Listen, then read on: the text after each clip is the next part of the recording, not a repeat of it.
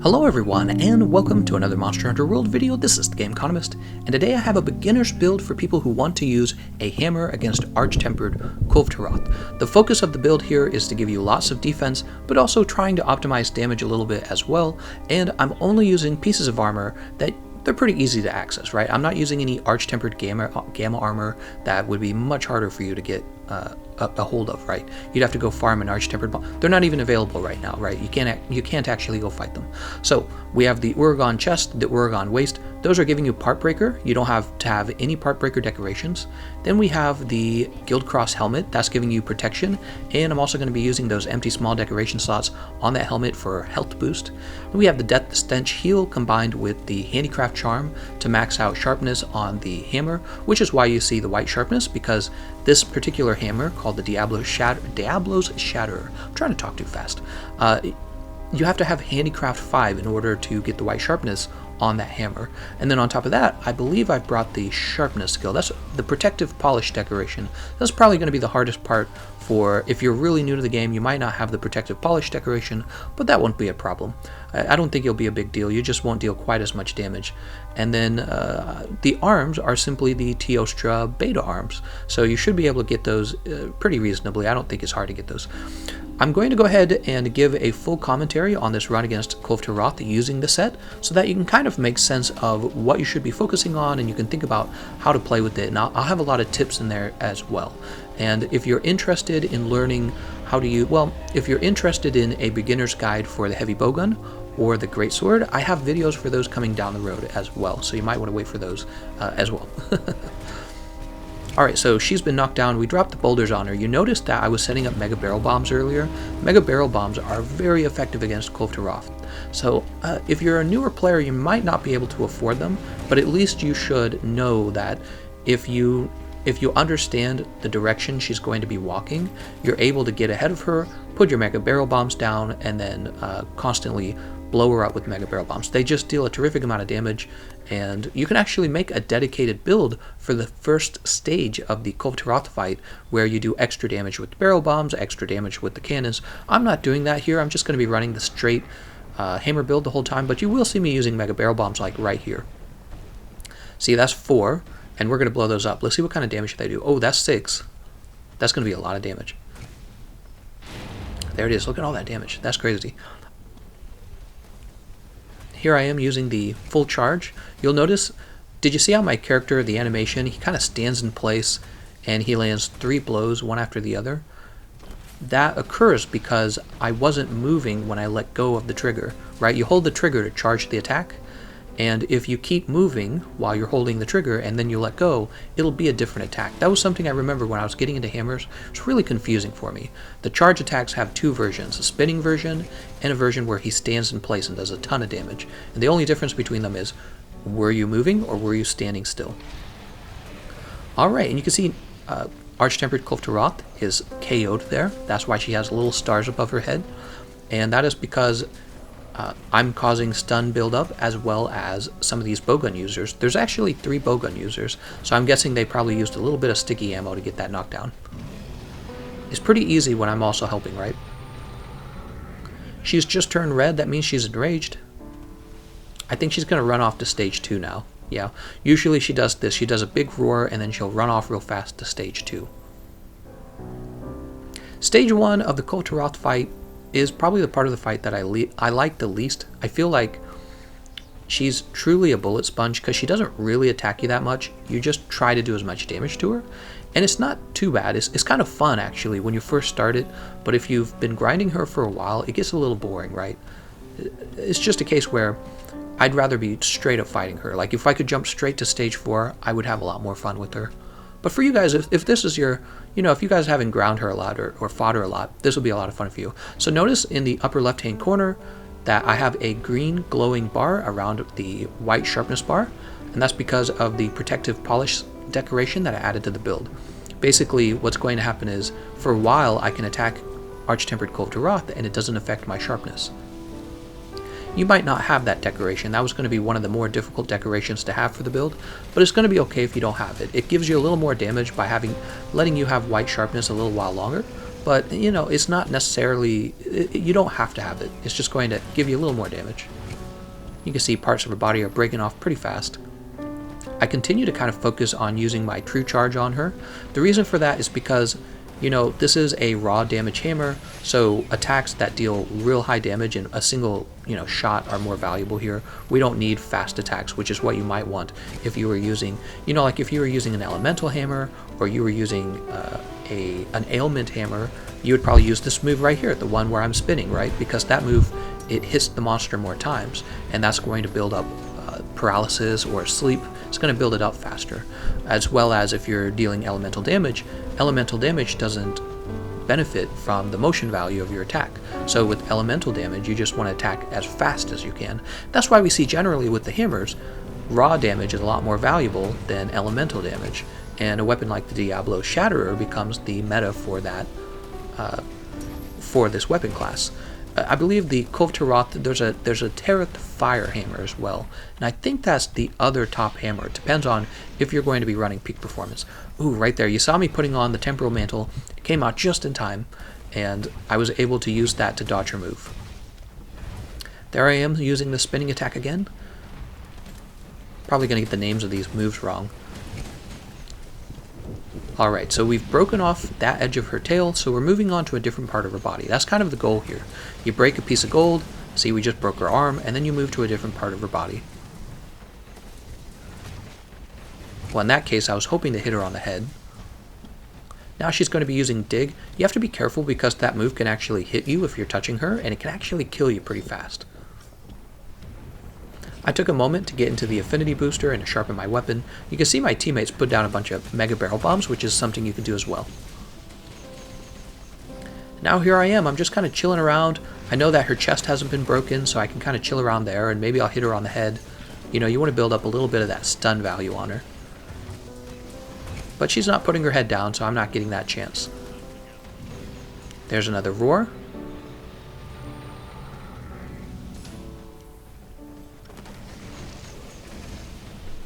Kulve Taroth's moves, they tend to have a lot of range, but they're pretty predictable as well. Okay, she's going to use her fire attack, and that's really one of the more dangerous attacks that she has. Like when I die to Kulve Taroth, it's usually to one of those fire where she just kind of spits lava all over the ground, or whatever you want to call it, right? It's got to be something. Kind of fiery liquid. Also, this hill that I'm standing on, this hill is great for aerial attacks if you want to fight her that way. You can see I'm trying to do that right now. It could also help you mount the monster if you want to do that. I'm going to try and get another aerial attack right here on the edge here. I know this because just because I'm so familiar with her escaping to the next area.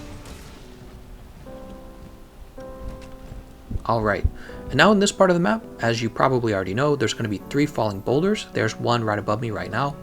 I'm trying to angle myself so that she walks forward under it. Oh, and it's going to miss because she actually backed up and shed her mantle. So we're doing really well. Now it's time to go right into stage 4. So we were doing really well. We don't even have to do stage 3. She just moves right into stage 4. I got one little hit on her tail there. I'm sure my teammates right now, they've returned to the camp. That's why you see me alone. They're going to go ahead and pick up fresh ammo, and they're going to pick up different builds. That's a very common thing to do when you're fighting Kulve Taroth, is to try out different builds. Now you're going to see me kind of messing around here, because the truth is I don't often use hammer against Kulve Taroth. The truth is I usually use a bowgun, and hammers are certainly a lot of fun against her. And one of the nice things you can do in this room is use there's one pillar right in the middle, and then is it 2 other pillars? There's 2 other pillars in the room that you can run to and use them for jump attacks as well.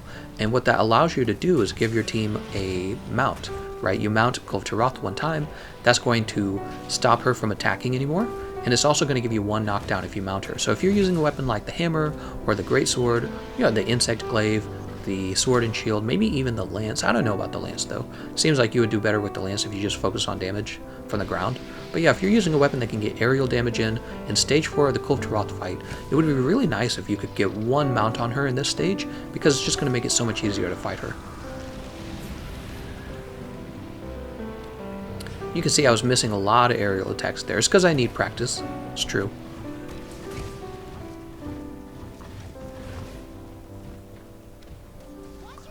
You can see both of my mantles are on cooldown.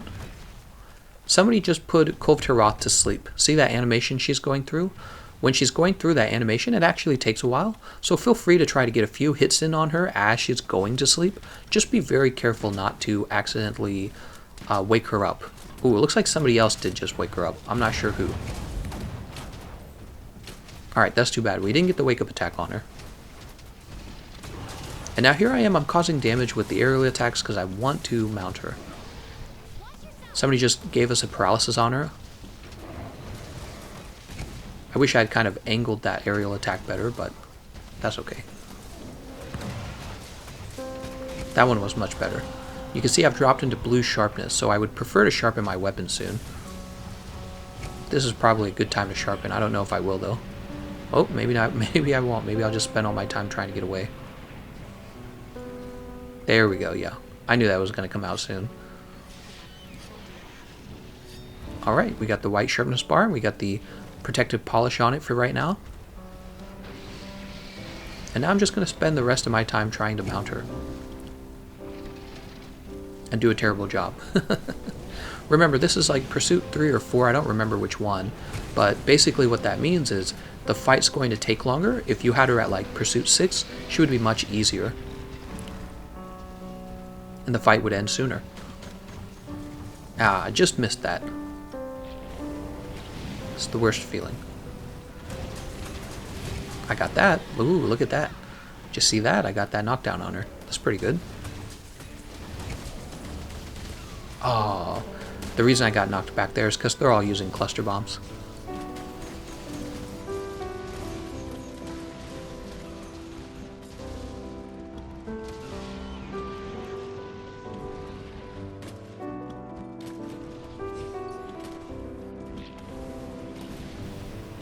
On the other hand, since they're using cluster bombs, that's probably why we were able to defeat Kulve Taroth at such a low pursuit level. Cluster bombing, by the way, if you didn't know this about it, is really OP. You know, you can use the hammer for pleasure. It's very fun. But if you wanted to cheese through any monster, you would use a cluster bomb setup. And I happen to have a whole bunch of videos on cluster bombing if you haven't seen them. Yeah, cluster bombing's pretty OP. Alright, she's got to be almost ready to be mounted now. Maybe not. It gives you a good idea, you guys watching me, it gives you a good idea how much work you have to go through in order to mount her. There's probably a food skill you can eat for that. I'm pretty sure there is. Is it called Feline Rider? But I didn't actually worry about Feline Rider. However, right now it's making me think maybe you should consider it Feline Rider. I know there's also a Feline Slugger, but I really don't worry about that. But just because I'm noticing how much work I'm going to have to do in order to mount her, maybe that would have been a nice skill. The Feline Rider would have. Ooh, there's that new move. That's the same move that Nergigante and the Behemoth have, where she lifts her forearm up and then she slams it back down. You know, I've never been hit by it. It doesn't have much range. Her other move, the beam attack that she sweeps from, what, left to right, and then it leaves a big lava pool on the ground, that's a lot more dangerous. I think that's her strongest new move. I've actually finally died to it. In fact, I have that in the other beginner builds are going to be Greatsword and Heavy Bowgun, and I actually have that for the Heavy Bowgun. I died to her new sweeping attack. We'll talk a little bit about it so that you guys make more sense of it. Alright, and you'll see that I'm focusing a little bit on her chest, similar to the way that you might focus on her chest when you're fighting Arch-Tempered Zen'jiva. And I miss another aerial attack. She just moves around so much. Ooh, that was a bad idea.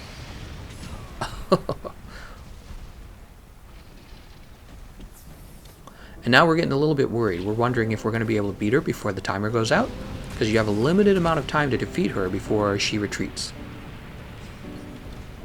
Like, even though the timer says that we have more time, it doesn't matter. Kulve Taroth, if you don't defeat her quickly, she'll move on her own. So we're all kind of desperately damaging her as much as we can. That's her attack where she puts vomit on the ground in a big line. You just got to get out of it. Got another sharpen in, that's good. Oh no, we lost a player. Oh yeah, I remember this. At this point we were feeling real desperate. We're like, oh man, are we going to actually finish this? Here I am getting more aerial attacks in. I'm really going for that mount. I mean, I've already committed so much time to it that it's like, might as well. Gotta be real close now for that mount. Screwing up, running against the wall there. You wouldn't think that's difficult, but yeah, I did a noopsie. Alright, and finally, there's the mount. Kulve Taroth has been mounted. That's good, because we're going to get a knockdown on her, and the guys who are using the cluster bombs are going to be able to do a whole bunch of damage. Also, I'm pretty sure she will not retreat until the knockdown is over from the mount. So let's say she was on 0 seconds, let's say she was on 1 second left for retreating. I'm pretty sure that means we still have a chance to defeat her until the knockdown is completely done. Boom. Alright, and it happened that I killed her while I was still mounted. I got a lot of help from my teammates there too, though, with the cluster bombs and everything. Alright, let's go ahead and take a look at the build. So for the equipment, Diablo Shouter, I have a health regen augmentation and an affinity augmentation. That's what I recommend. And then here's the decorations as well. Handicraft, health boost, weakness exploit, part breaker, divine blessing, recovery up, fire resistance, that's important, fortify, and protective polish. Alright, well I want to thank you all for watching. I'll see you guys next time.